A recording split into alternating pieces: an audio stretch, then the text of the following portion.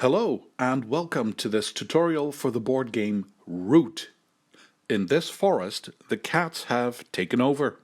While they want to stay in power, some of the other creatures want to change this situation to what they think is a better one. And what that is depends on the character you are playing with. So, let's get to it. You are going to play until one player wins the game. Then it's immediately over and that player is the winner. There's only two ways to win the game. Either be the first player to have 30 points, or be the first player to do what it says on one of these goal cards. During the game you can decide to accept the challenge. These are called dominance cards. If you have what this card is asking for, you also instantly win the game. So either 30 points or fulfill a goal card. If you're the first player to get one of those things done, you are the winner. Until that happens, you just go round the table taking turns one by one. Some quick information on how to use those goal cards. During the game it's possible another player discards one of these, or you have one in your hand. Either way, they never go on the discard pile. They stay on the table. And if you have at least 10 points, you can choose to publicly accept this challenge. You remove your scoring marker from the scoring track, and now everyone knows you're going for this goal to win the game. Next, how do you play the game? What do you do when it's your turn? That's very easy to explain. When it's your turn, you just do exactly what it says right there in front of you on your own player board. Go from top to bottom, follow the instructions. And then you're done, and the player to your left can take their turn. Of course, each character has different instructions. So later in this video I'll be going through all the 4 characters one by one. But before I do that, I can already explain a few things. There are some things that every character will be able to do during their turn. They will be a part of everyone's instructions, no matter who you are playing as. So let's do those first. Every character will have the option to move during a turn. When you move, you always go from one open space in the forest to another open space in the forest. Those are called clearings. You can take as many of your player figures as you like and move along these lines on the board. But there are 2 rules. You either have to move from a place where you are not in charge to a place where you are in charge, or the other way around. Move from a place where you are in charge to a place where you aren't in charge. Being in charge means have the most of your own player pieces there. And the other rule for moving is that you probably need to discard one of your cards before you can move. If you want to move to a space that shows this bunny icon, you have to discard a card that has a bunny icon on it. But that's it. In case you have a card with a bird's talon on it, you can always use that. The talons count as wild cards. Another thing that everyone should be able to do is battle. And the battle is done quite easily in this game.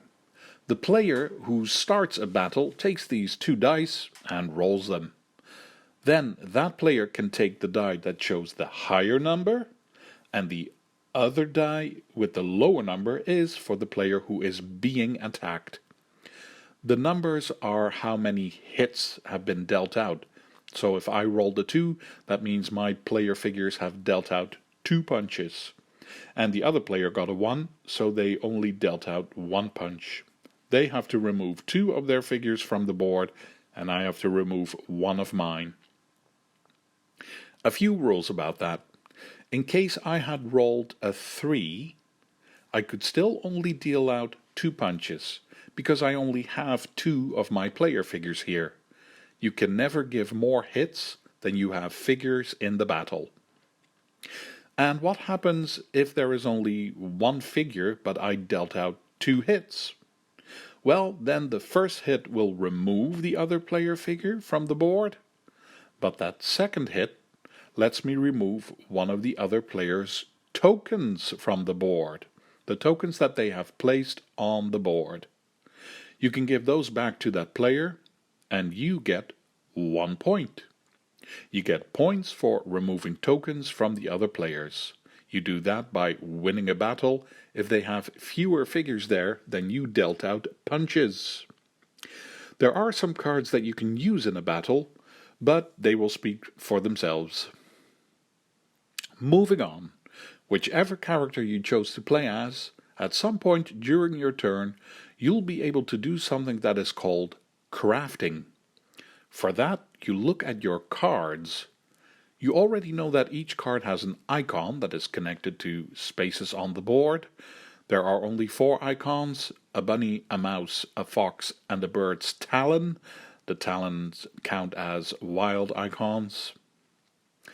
So, what is crafting? You do that when you want something that is written on the card itself. Sometimes it's a reward you get immediately. Sometimes it gives you an ability for the rest of the game. Just look at what it says, the card will speak for itself. If you want to craft, you need to have 1 or more of your tokens in a space on the board with a particular icon.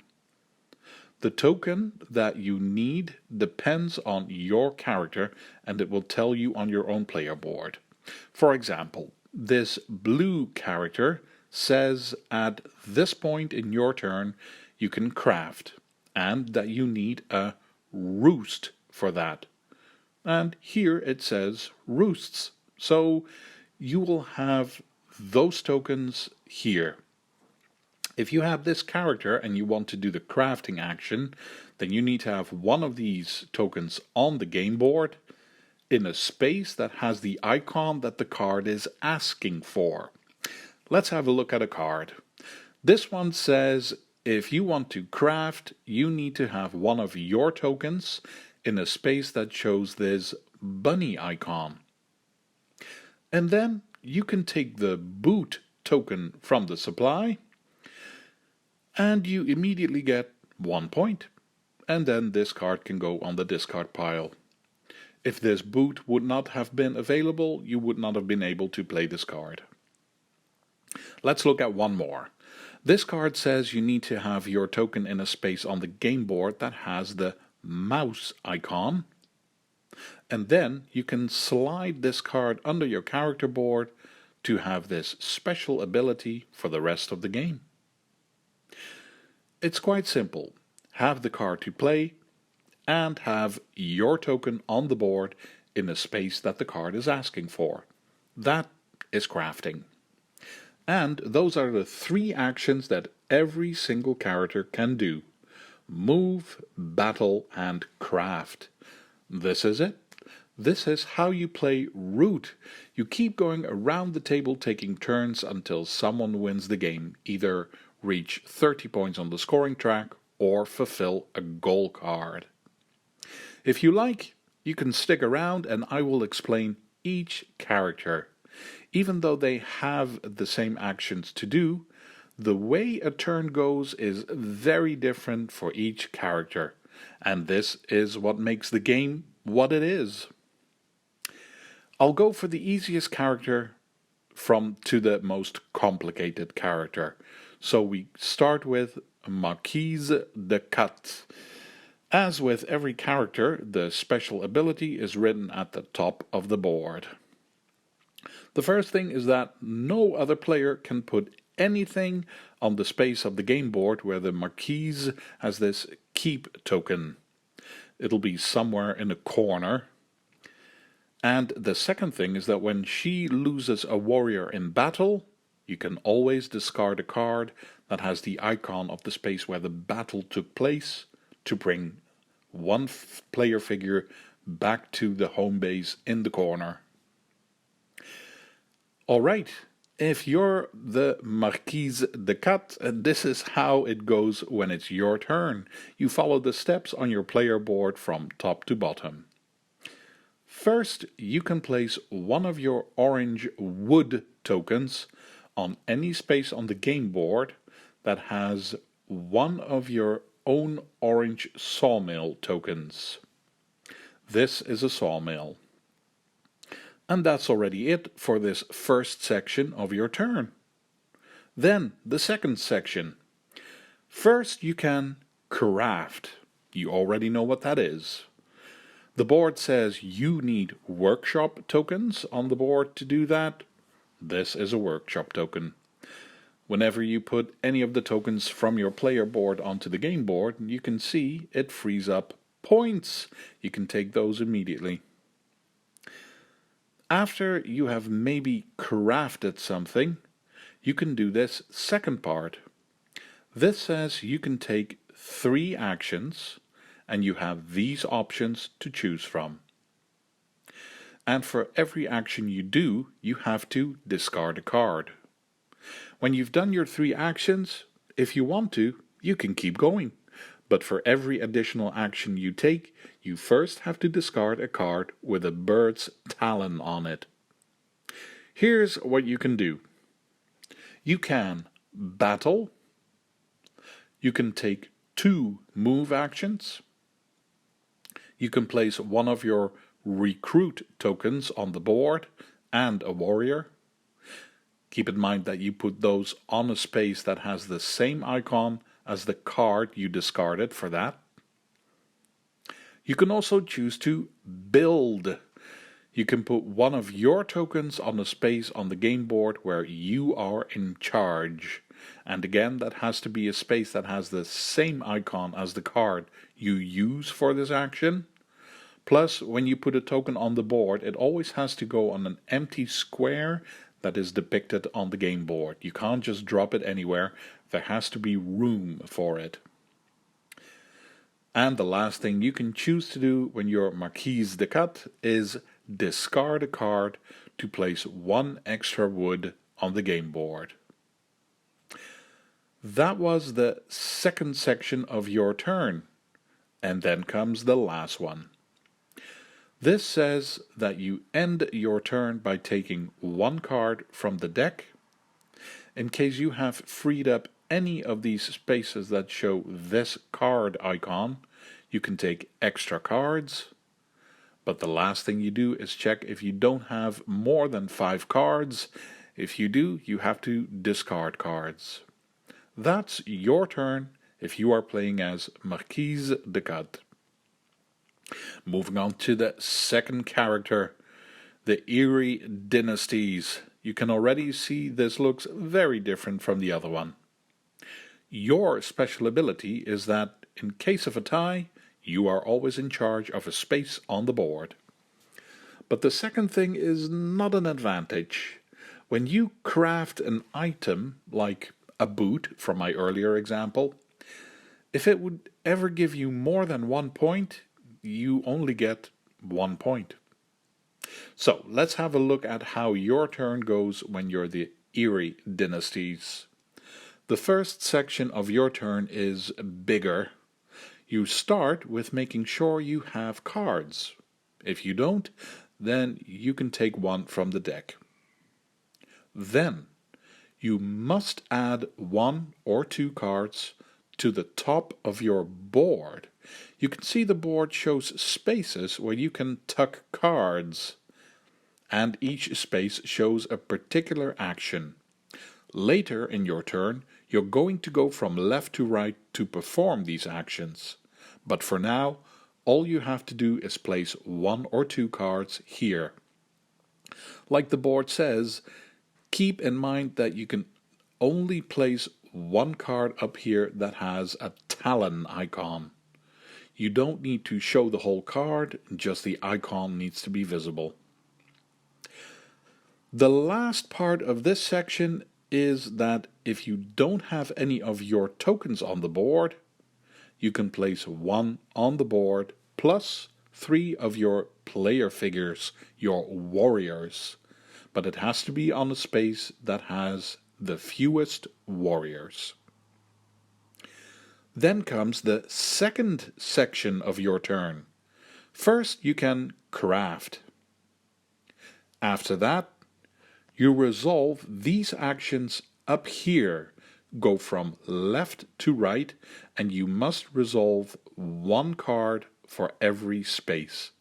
If there is no card, you can't do the action, and if there is a card, you must do the action in the space on the game board that matches the icon of the card you're using. Yes, that means you might get yourself into trouble later in the game if it turns out there is a card by the action, but you can't actually do it because of that little icon. If you went all the way from left to right without any trouble, this part is done. But if you got stuck somewhere because you can't do the action, then this happens. Turmoil. Like the board says, you do this when you can't take an action that was planned up here. First, you lose 1 point for every Talon card you have up here. Then you have to get rid of all the cards up here, except the ones that say Vizier. Then you lose this leader that you placed here during the setup, and you have to take a new leader from your own deck of cards here. After that, you resume your turn, the third section. The last part of your turn is that you first get the points that are written on the rightmost empty space of this track. And you end your turn by doing the exact same thing as Marquise de Cat. We're already halfway through the characters, and that'll be the end as well. Number 3, the Woodland Alliance. What can they do? You will have extra cards on this space that you can use for their icons. Those are your supporters. You have some nice special abilities. When you're being attacked during a battle, instead of the other player getting the die with the highest number, like it normally does, you get the highest number. And your other special ability is that if anyone removes one of your round tokens from the board, or they move to a space where you have a round token, then they have to give you one of the cards from their hand that has the same icon as the space on the game board where this round token is. Or a talent card, of course. They count as everything. Let's have a look at what you do during your turn if you're the Woodland Alliance. The first section of your turn says that you can revolt, and you can do that as many times as you want. You can take 2 cards from this supporter deck that have the same icon as a space on the board where you have one of your round tokens. Then you can remove all the warriors from the other players. Then you count all the spaces on the board that you have one of your round tokens on, and you can place that many warriors and your base tokens on the board. If you place a base, make sure the icon of the tokens matches the icon of the space. And you end all of this by placing one of your warriors on this officer's space of your character board. The next thing from your first section of your turn, another thing you can do as often as you like. You can spend this many cards from your supporter deck here to take a round token from this track, and then place it on the game board on a space where you don't have a round token yet, next to a space where there is one. And it also has to be a space that has the same icon as the card you chose to discard for this. There are 2 extra rules for this, but they're written right here at the bottom. Keep those in mind. Then comes the second section of your turn. And again, you can do this as often as you like.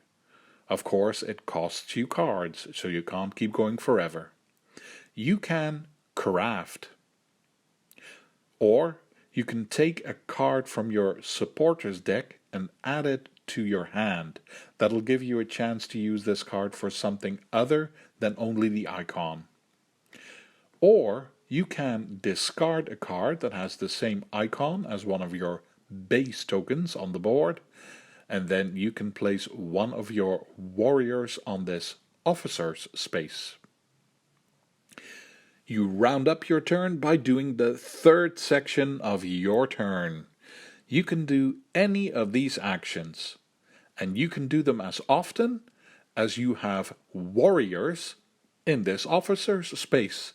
So if you have 2 player figures here, then you can do 2 actions. You can move, you can battle, you know those actions, or you can recruit, which is placing one of your available warriors on the space where you have a base. And the last action to choose from is organize. Then you can remove one of your warriors from a space on the board that doesn't have one of your round tokens and put a round token there. You can see that gives you instant points. You finish your turn by doing the same as all the other previous characters. The last character, and the last thing to explain before ending this tutorial. The Vagabond, the most complicated character. During the setup you chose a particular character card. You are this person during the entire game. And you don't have any warriors. You only have this one player figure. Your special ability is that you can move anywhere you want to. You don't have to stick to those rules about being in charge or not. And no one can ever remove your player figure from the game board. You've got your own item tokens on the board as well. And your own quests, your own little adventures. If you're the Vagabond, here is how your turn goes. In this first section, you start by flipping over any 3 tokens on your own player board that were flipped down in a previous turn, here in your satchel. And for every teapot token you have here, you can flip over another 2 tokens. Next, you can slip. That means moving from inside a forest onto a space next to it, or the other way around. As the Vagabond, you are allowed to move your player figure into the woods. The second section of your player board says you can do any of these actions. For every action that you do, you have to flip over one of your available tokens. Each specific token is linked to a specific action. If you want to move from one space to another, you have to spend a boot. If you want to battle, you can spend a sword. If you want to craft, you flip over a hammer. If you flip over one of your torches, you can take one of your tokens that is on the game board in the same space as where you are. You placed it there during the setup, and it gives you 1 extra point. Place the token in your satchel. If you're in a space where there is a warrior of another player, you can give that player a card with the same icon on it as the space where you are, and then you can steal one of their item tokens. You can flip over a crossbow token to remove something from another player that is in the same space as you. If there are warriors, you must remove one of those first.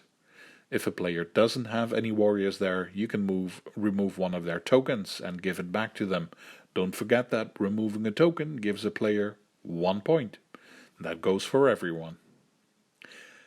You can use the hammer token to craft, but you also spend it to repair a token that you have placed in your damaged area.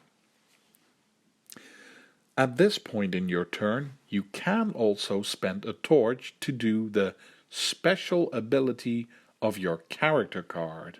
I don't know why it doesn't say so, but you can. Flip over a torch to do what it says on your card. The last thing you can do at this time is do one of your quests. Make sure your player figure is in a space that shows the same icon as the quest. Flip over the tokens that it shows on the quest, and then you can either take 2 cards from the deck, or you can take 1 point for each completed quest that has the same icon as the one you just did. You end this by taking a new quest and placing it face up in front of you. I said earlier that no one can remove your player figure from the board if you're the Vagabond, but you can battle. You can deal out as many hits as you have undamaged sword tokens.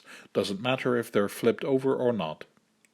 And for every hit that you take from another player, you have to slide one of your items in your satchel down to the damaged area. In case you didn't have any sword tokens to begin with, you have to put an extra item in your damaged area. You end your turn with the third section. In case your player figure is in a forest instead of an open space, you can move all your tokens out of the damaged area. The next action is that you can take 1 card from the deck, and for every money token that you have here, you can take 1 extra card. In case you now have more than 5 cards in your hand, you have to discard back down. And you end your turn by looking at your satchel. If you have more than 6 tokens, you also have to discard. For every bag token that you have here, you can keep 2 additional items. Your limit goes up by 2. But the tokens that you removed go back into the box. They're out of the game. But we're not done yet with the Vagabond. You also have this area on your player board. During the setup, you take these tokens from the other characters and place them here. And here's what that's for. If you ever remove a warrior from another player from the board, then you have to put that player's token in the hostile box. From that moment on, you get 1 point for every time you remove one of their warriors during a battle. But anytime you walk into a space where there are warriors from a player you are enemies with, then you have to flip over an extra boot token. But it's also possible to become friends with another player. Whenever you do that action where you give a card to another player and you steal one of their tokens, you can move their token up on this track. If you do it once, it goes from the first space to the next. If you want it in the next space, you'll have to do that action twice in a row. And from here to here, you have to do that 3 times. But then you're friends. From that moment on, you can move together and battle together. Check the rulebook for how that works, because I think it's been enough information for now. I hope you feel like you understand Root well enough to play it right now, and that you'll enjoy it. The player boards will give you plenty of information, but there's always the rules to help you if you get stuck. Thank you for watching. Feel free to leave a comment, and see you for the next one.